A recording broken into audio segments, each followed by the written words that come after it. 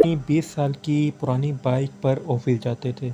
अब्बा ने इनकार करना चाहा तो वो शख्स सर हो गया। आप आएँ तो सही, एक नज़र घर देख लें, फिर किराया पूछिएगा। अगर आपकी मर्ज़ी के मुताबिक ना हुआ तो बेशक ना लें, कोई ज़बरदस्ती नहीं है। आखिर कुछ रोज़ बाद हर जगह से मायूस होकर मैं और अब्बा इस इलाके में पहुंच गए जहां वो घर मौजूद था। इस इलाके से कुछ दूर इस शख्स की एस्टेट एजेंसी थी। जब हम वहां पहुंचे तो देखकर हैरान रह गए। वो कोई छोटा मोटा मकान घर नहीं था, बल्कि बहुत खूबसूरत बंगला था। बाहर यहाँ से वहाँ तक लॉन था, फूल पौधे थे, मगर देखभाल ना होने की वजह से घास लंबी हो गई थी और पूरे पौधे तकरीबन सूख रहे थे। मगर घर बहुत शानदार था। 3 बेडरूम थे, drawing room, American kitchen, tiles लगे हुए बाथरूम्स, इनमें खूबसूरत टब और जदीद तर्ज के नलके और शावर लगे हुए थे। ये तुम हमें कहाँ ले आए भाई? अब्बा सटपटा कर बोले, हम इस काबिल नहीं कि इस बंगले का किराया अदा कर सकें। हमें तो कोई छोटा मोटा मकान चाहिए। ये महल हम क्या करेंगे? साहब, आपको बताया ना, मालिक मकान इसके किराए की फ़िक्र नहीं है। वो तो ये चाहते हैं कि ये मकान की देखभाल होती रहे, वरना इन्हें तो उल्टा चौकीदार को पैसे देकर रखना पड़ता। आप जितना किराया इस घर का दे रहे हैं, जहाँ आप रहते हैं, इतना ही दे दीजिएगा, मैं मुतमिन हो जाऊँगा। मैंने घर किसी शरीफ आदमी के हवाले किया है। क्या मतलब?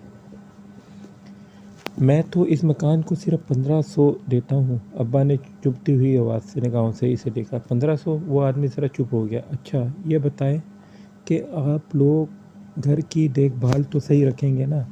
बाज़ लोग घर का सत्यानाश कर देते हैं। दरअसल मुझे मेरे दोस्त ने बताया था कि आपकी वाइफ ने बहुत अच्छा घर रखा हुआ है। इस शख्स ने अब्बा को ऐसे दोस्त का हवाला दिया जो इत्तेफाक से इसका भी जानने वाला था, और इसने इस शख्स की मुलाकात करवाई थी। ठीक है अब्बा, घर अच्छा है। अम्मी तो कितना ख्याल रखती हैं घर का। मैंने फ़ौरन हामी भर ली। शाम को अम्मी को ले आएंगे और वो घर देखकर खुश हो जाएंगी। मैं बाइक पर फराह और सबा को स्टॉप पर छोड़ दिया करूँगा, और मेरे लिए तो स्टॉप ज़्यादा दूर नहीं है। और क्या जवान बच्चे हो, इस शख्स ने फ़ौरन कहा। अब्बा सोच में पड़ गए। इसके सिवा चारा भी नहीं था, कोई दूसरा घर भी दस्तयाब नहीं था, तो किराया भी बिल्कुल मुनासिब था। ठीक है, मैं कल आकर बताऊंगा, अब्बा ने जवाब दिया।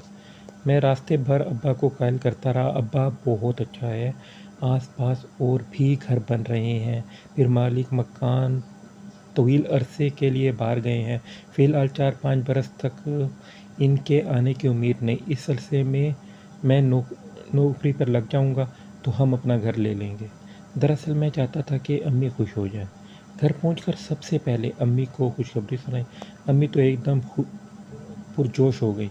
अंधेरा ना हो जाता तो मैं अभी चली जाती, और खुश होकर बोली, अब्बा किस काम से बाहर गए? तो मैंने दिल खोल कर इस घर की बहुत तारीफ़ें की, एक-एक चीज़ सबसे की तफ़सील बताई। अम्मी सारी तफ़सील सुनकर बहुत खुश हुईं। कहने लगी, मैंने कुछ पैसे जोड़ रखे हैं और एक कमेटी बना भी डाली है, तो लंबी मगर जल्दी मिल जाएगी।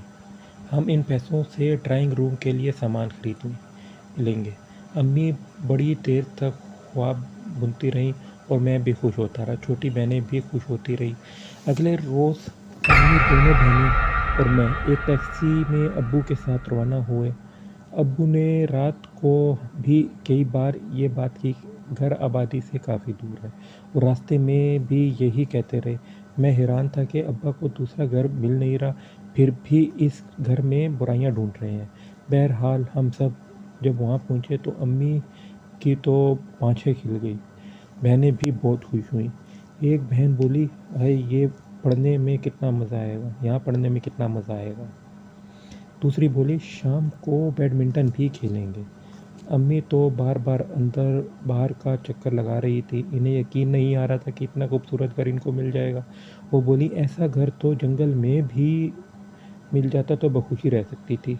फिर इनकी निगाह साथ वाले प्लॉट पर पड़ी। वहाँ भी एक नामुकम्मल घर मौजूद था। ये भी बन रहा है शायद, खुदा करे अच्छे पड़ोसी हों।